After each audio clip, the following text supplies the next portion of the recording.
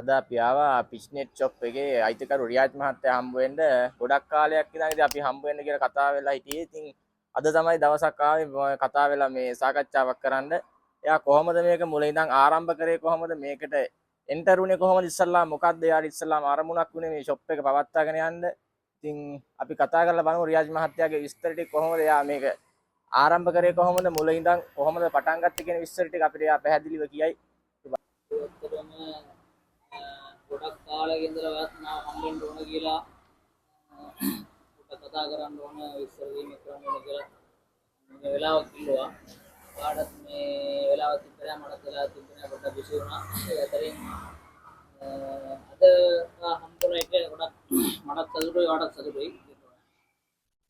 ඇත්තටම ගොඩක් දෙනෙක් අහන ප්‍රශ්නේ තමයි මේ මම මූලිකතුමා කෙනෙක් මේ ආගම ඉගෙන ගත්ත පූජකතුමා කෙනෙක්. ඒ වුණාට කොහොමද මේ බිස්නස් එක පටන් ගත්තේ? මේ බිස්නස් එක කොහොමද මේක කරන්න ඕන කියලා අයිඩියා එකක් ආවා කියලා ගොඩක් කටේ මගෙන් අහනවා.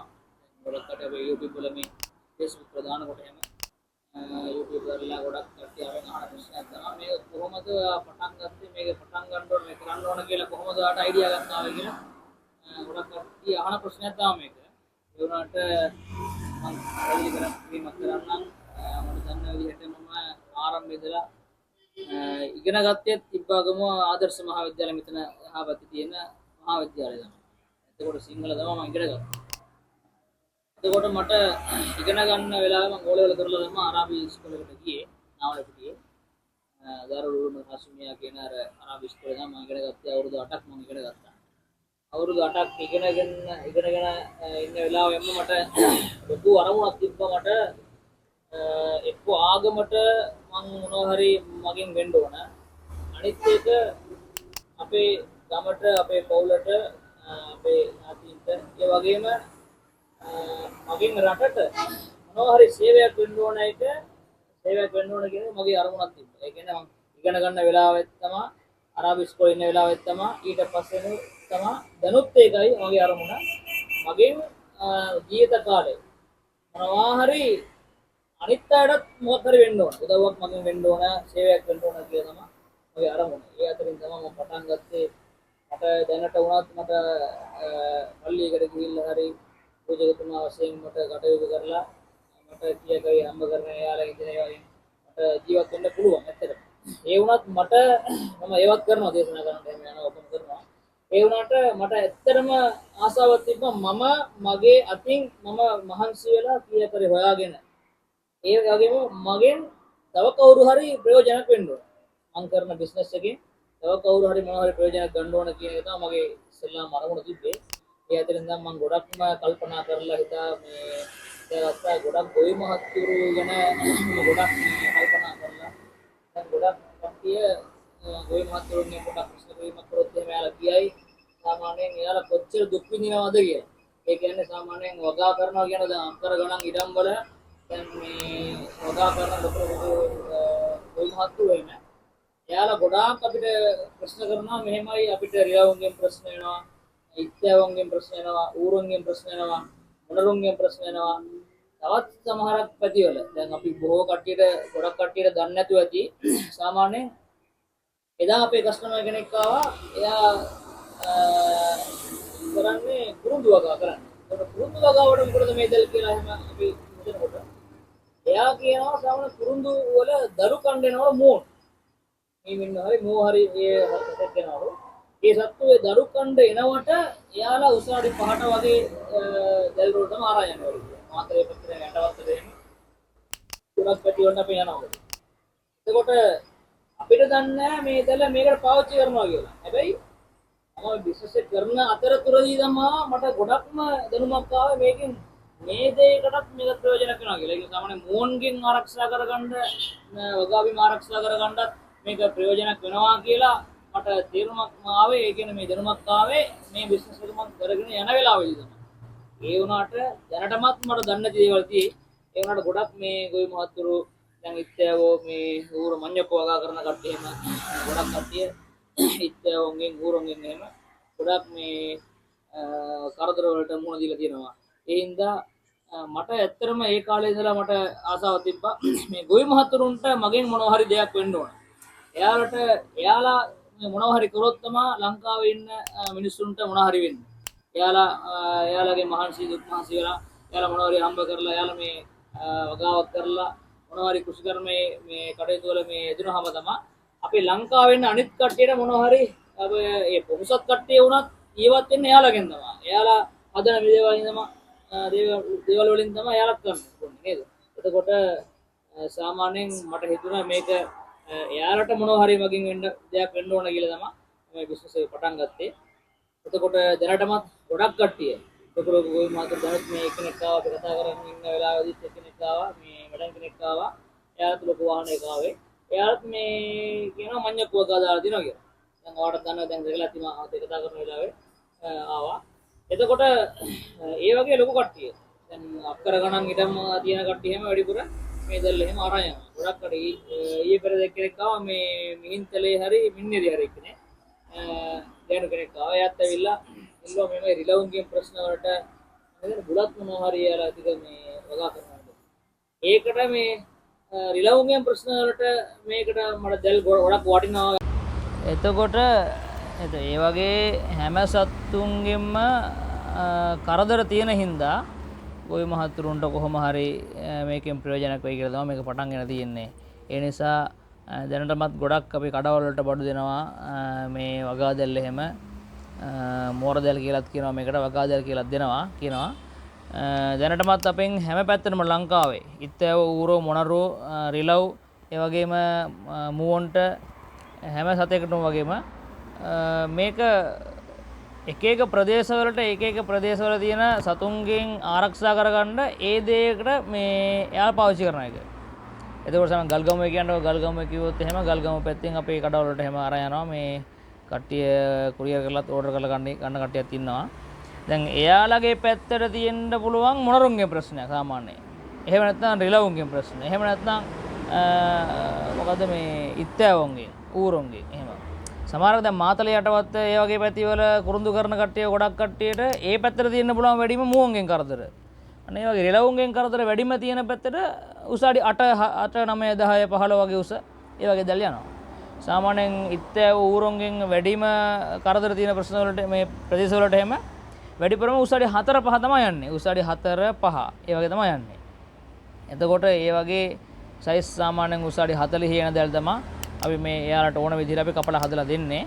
දැන් සාමාන්‍යයෙන් උස අඩි 40 දැල එක්කෙනෙක් දැන් උස අඩි 4න් ඕන කිව්වා නම් අපි මේ විදිහට උස අඩි 4යි දිග අඩි 300 විදිහට අපි හදලා කෑලි 50ක් ඕන 50ක් 100ක් ඕන 100ක් හෝල්සේල් ගණන් වලට නම් හෝල්සේල් ගණන් වලට දෙනවා. එකක් දෙයක් ගන්නවා නම් රිටේල් ප්‍රයිස් වලට අපි දෙන්නේ. එතකොට ඒ වගේ එක එක ප්‍රදේශ වලට තියෙන කඩවල වලට දැන් නාවල පිටිය එක්කෙනෙක් ගන්නවා. එයාලගේ මං හිතන්නේ මොනවටද දන්නේ නැහැ. හැබැයි ගන්නවා අපේ උස අඩි 6 තමයි ගන්න එයාලා. මේ මහියංගන කෙනෙක් ඉන්නවා. ඒ වගේම ගන්න කට්ටිය කකිරාවේ දඹුල්ල මේ බණ්ඩාර කොස්වත්ත ඒ වගේ අපේ ගන්න කඩවල හැම තියෙනවා. එයාලට ඕන විදිහට එයාලා සයිස් ඉල්ලනවා අපේ. උස අඩි 4න් මෙච්චර දෙන්න 5න් මෙච්චර දෙන්න කියලා. එතකොට මේක වැඩිපුරම සතුන්ගෙන් ආරක්ෂා කරගන්න වගා බිම ආරක්ෂා කරගන්න තමයි වැඩි පාවිච්චි කරන්නේ. අනිත් එක ඒක විතරක් නෙවෙයි. සාමාන්‍ය කුකුල්ලු ඇති කරන කට්ටියත් මේක ගන්නවා. මීට වඩා පොඩි කොටු එකක් තියෙනවා. ඒක පොඩ්ඩක් මිල වැඩි. ඒක ඕනනම් බලන්න පුළුවන් මේක ස්ක්‍රීන් එකේ දාන්න පුළුවන් ඔයාලට. ඒකෙත් මේ කොටු ලොකු එක ගණන් අඩුයි. අර ඉත්තෑවුන්ට දාන ඒ දැල්ම තමයි. එතකොට කොටුව පොඩ්ඩක් ලොකුයි ඒක. ඒවා ගණන් අඩුයි. කුකුළු ඇති කරන කට්ටියත් ඕක මේ වැඩිපුර අරන් යනවා දැල් අපෙන්.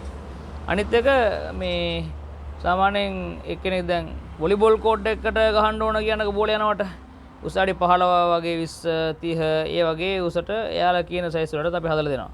වොලිබෝල් කෝඩ් එක වටේ දාන්න වගේ දිග අඩි 300 400 වගේ එහෙම එයාලට ඕන සයිස් එකට අපි හදලා දෙනවා. අනිත් එක සමහරක් කට්ටිය අරන් යනවා මේක මේ උඩින් දාන්න. ඒ කියන්නේ මාළු ඇති කරන කට්ටිය එහෙම ලොකු වරවල් හාරලා ඇති කරන කට්ටිය ඊට උඩින් පිළිහිඩුවෝ සත්තු අනිත් එක මේ කුරුල්ලෝ එනවට එහෙම ඒකට උඩින් දාන්නත් කට්ටිය අරන් යනවා. ඒක එයාලට දැන් වල සාමාන්‍යයෙන් පළල අඩි 80ක් තියෙනවා දිග අඩි 200යි කියන්නකෝ. ඒතකොට මේ වගේ වලට එයාලට ඕන විදිහට අපි සකස් කරලා දෙනවා මේ දැල. පළල 80ට හදලා දිග අඩි 200ට වගේ දිග 100 නම් 100ට 80 නම් 80ට එයාලා දෙන අර මේ සයිස් එක අනුව අපි ඒකත් හදලා දෙනවා. ඒ වගේ බොහෝ දුරට ගොඩක් කට්ටිය එක දෙයකට විතරක් නෙවෙයි වගාදල් වලට වගා වලට විතරක් නෙවෙයි සාමාන්‍ය වෙනත් දේවල් වලටත් මේක සාමාන්‍ය රෙස්ටුරන්ට් වල හෝටල් වල එහෙම අර කාකෝ ඒ කපුටෝ මේ දෙමළෙච්චෝ ඒ වගේ කුරුල්ලෝ එනවටත් මේක කට්ටිය වැඩිපුර පාවිච්චි කරනවා. ගෙවල් වලට සාමාන්‍යයෙන් උඩින් රිලව් වෙනවට එහෙම කරදර වලට එහෙම උඩින් ඉස්සරහා මේ වටරවම එහෙම දාන්න කට්ටිය එල්ලන්න වගේම ඒවටත් තරහ යනවා. සමහරක් කට්ටිය ඊටත් අමතරව කියනවා නම් සාමාන්‍යයෙන් දැන් මෝස්තර මේව කරන කට්ටිය කියන සාමාන්‍යයෙන් අර ඩිසයිනින් කරන කට්ටිය යාලත් දැන් මේක අරන් ගිහිල්ලා එක එක දේවල් වලට පාවිච්චි කරනවා. එතකොට අපේ කඩේ දැනටමත් සාමාන්‍යයෙන් වගාදල් වලට තමයි මේ දල් වැඩිපුරම යන්නේ. ඒකයි අපි කියන්න ඕන. එතකොට අපි අපේ අරමුණ අපිටත් ලාභයක් අපිට මේකෙන් හම්බෙනවා වගේම ගොවි මහත්තුරුන්ටත් මේකෙන් ලොකු උදව්වක් වෙන්න ඕන. එයාලටත් මේකෙන් අපේ සේවයක් වෙන්න ඕන කියන එක තමයි අපේ බලාපොරොත්තුවයි අරමුණයි. අනිත් එක තව එකක් තියෙනවා මෙහෙමයි. දැන් අපෙන් වැඩ කරන කට්ටිය ඉන්නවා ගොඩක් කට්ටිය සේවකයෝ.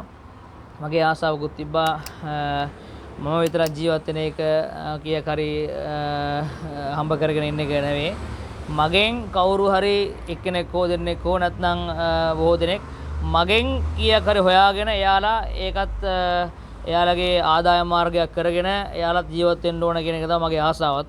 ඒ අනුව ගොඩක් කට්ටිය අපි වැඩ කරන කට්ටිය ඉන්නවා රැට වැඩ කරනවා අනිත් එක හවස් වෙලාවේ දවල් වෙලාවේ එක එක එයාලා වෙනත් මේ ආදායම මාර්ගයක් තියෙන අතරතුරදී එහෙම නැත්නම් එයාලා තව බිස්නස් එකක් කරන වෙලාවේදී එහෙම නැත්නම් තව රැකියාවක් කරන වෙලාවේ එයාට ඕෆ් වෙලාවේදී ඇවිල්ලා වැඩ කරන කට්ටියක් තියෙනවා ගෙවල් වල වැඩ කරන කට්ටියක් තියෙනවා ගොඩක් කට්ටිය තාමත් අපෙන් වැඩ ඉල්ලනවා ගොඩක් කට්ටිය අපිට මේවා ගෙනල්ලා දෙන්න හදන්න අපි හදලා දෙන්නම් මේ වැඩ කරලා දෙන්නම් අපිට ඉඩ තියෙනවා මේවා හදලා දෙන්න පුළුවන් වැඩ කරන්න පුළුවන් කියලා තාමත් ගොඩක් කට්ටිය අපෙන් රස්සා ඉල්ලන කට්ටියක් තියෙනවා. ඒ හින්දා මගේ කල්පනාව මගේ අධිෂ්ඨානය කොහොම හරි තව ඉස්සරහට මේක ලොකුවට පටන්ගෙන පොඩිවට තමයි පටන් ගත්තේ.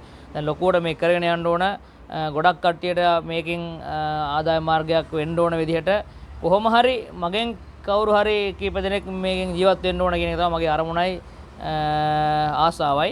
ඒ නිසා ඔයාලත් මේ අපිට සම්බන්ධ වෙන කට්ටිය ගොඩක් කට්ටිය WhatsApp හරහා සම්බන්ධ වෙනවා කෝල් කරලා සම්බන්ධ වෙනවා. දැන් එයාලා අපෙන් කීයක් හරි මේ මොන හරි කරනවා නම් එයා අපෙන් අරන් බිස්නස් එකක් කරනවා නම් එහෙම එයාලටත් අපෙන් ෆුල් ඩිස්කවුන්ට් එකක් තියෙනවා අපි ගාව කඩවලට ගන්නවා නම් අපි විකුණන ප්‍රයිස් එකට වඩා ගොඩක්ම අඩු කරලා තමයි එයාලට අපි දෙන්නේ. ඒ හින්දා එයාලට සම්බන්ධ වෙන්න පුළුවන්. ගොඩක් කට්ටිය හදිස්සියේ ගන්න දැන් එනවා නම් එහෙම ගන්න මං හිතන්නේ බොහෝ දුරට බැරි වෙයි. දැනටමත් අපිට ඕඩර් ෆික්සඩ් වෙලා තියෙන ඒ කියන්නේ දැනටමත් මේ ඕඩර් කන්ෆර්ම් වෙච්ච ඒවා තියෙනවා ඇඩ්වාන්ස් දාපු ඒවා තියෙනවා. එතකොට එකනොට කෑලි 50ක් කඩේකට වගේ ඕන නම් එයාලා කලින්ම අපිට පොඩක් දිනුවත් කිරීමක් කරලා මෙහෙමයි මට මේ දිනෙට ඕන මම ඇඩ්වාන්ස් එකක් පේ කරත් එහෙම අපිට ඒ දිනෙට අපිට ලස්සනට වැඩේ කරලා පිළිවෙලට වැඩේ කරලා එයාලට ලැබෙන්න සලසන්න පුළුවන්. එතකොට කලින්ම පොඩ්ඩක් අපිට දිනුවත් කරන්න ඕන මේ දවස් ටික අපිට ඕඩර් තියෙනවා. දැන් කෑලි උසාවිය 8න් 300න් කෑලි 500ක් අපි ළඟදී දුන්නා. ඒකත් මේ රජයෙන් මේ කට්ටිය මේ ගොවි මහත්තුරුන්ට දෙන ඕඩර් එකක් තමයි. ඒකත් අපි ලබා දුන්නා හැකියක්මනින්. ඒ වගේම තවත් ඕඩර් දැන් කඩවලට හදාගෙන ඉන්න ගමන් අතරතුරේ කවුරු හරි කඩේට එනවා නම් එයාටත් අපි හදලා දෙනවා. ඒ වුණාට ලොකු ඕඩර් තියෙන කට්ටිය අනිවාර්යෙන් අපිව සම්බන්ධ වෙලා පොඩ්ඩක් කලින්ම කතා කරලා ඇඩ්වාන්ස් එකක් දාලා අපිව සම්බන්ධ වෙන්න.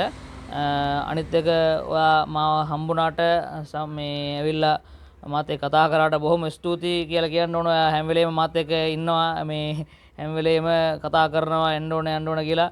හැබැයි දෙගොල්ලටම පොඩ්ඩක් අර වෙලාවක් නැති හින්දා තමයි පොඩ්ඩක් පරක්කු වුණේ. නැත්නම් මේක කලින් අපි දාන්න තියෙන වීඩියෝ එකක් තමයි. ඉස්සරහට අපි කතා කරමු. මං ඉන්ෂාල්ලා මේ වෙලාවක් මං වෙන් කරන්නම්. මේකටම අපි දිගටම මේ වගේ අපේ YouTube එකේ අපේ WhatsApp Facebook කරහා අපේ TikTok කරහා අපි කොහොම හරි අපේ මේ ව්‍යාපාරය කොහොම හරි දියුණු කරන්න තවත් කට්ටියට මේකෙන් ප්‍රයෝජනක් වෙන්න ඕන විදිහට අපි මේක ඉදිරියට කරගෙන යන්න ඕන කියලා මම හිතනවා ආසාවයි. ඔයාගේ ආසාවත් ඒක තමයි.